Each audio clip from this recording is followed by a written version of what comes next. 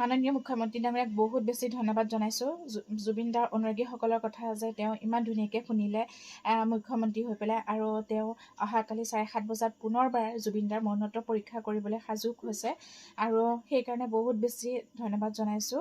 আৰু জুবিন দা হত্যাকাৰীয়ে যাতে শাস্তি পায় সেইখিনি বিচাৰিছোঁ। আৰু জুবিন দাই সকলোকে ভাল পাইছিলে আৰু সকলোকে সমান চকুৰে চাইছিলে, কিন্তু জুবিন দাক কিয় তেনেকুৱা কৰিলে সেইটো তেওঁলোকে জানে। সেইখিনি তেওঁলোকৰ মুখৰ পৰাহে ওলাব কিয় তেনেকুৱা কৰিলে। আৰু গাখীৰ খুৱাই সাপ পোহা বুলি যে কয়, ঠিক তেনেকুৱা নিচিনা হ'ল। জুবিন দাই তেনেকুৱা কৰিছিলে, গাখীৰ খুৱাই পেলাই সাপ পোহা নিচিনা কৰিছিলে। আৰু সেই গতিকে আমি সকলোৱে বিচাৰোঁ যাতে জুবিন দাৰ আত্মায়ো শান্তি পাওক, আৰু দোষীক যাতে শাস্তি হয়, আৰু কোন দোষী যাতে সন্মুখলৈ ওলাই আহে। আৰু গোটেইখিনিতো ওলাই আছে, তথাপিও আমি যাতে সেই মানুহজন ইমান নিষ্ঠুৰ অন্ত হ'ব পাৰে, তেওঁলোকৰ সেইকেইজন যাতে স্পষ্টভাৱে ওলাই পৰে তেওঁলোকৰ মুক্তিখন, সেইটো বিচাৰিছোঁ।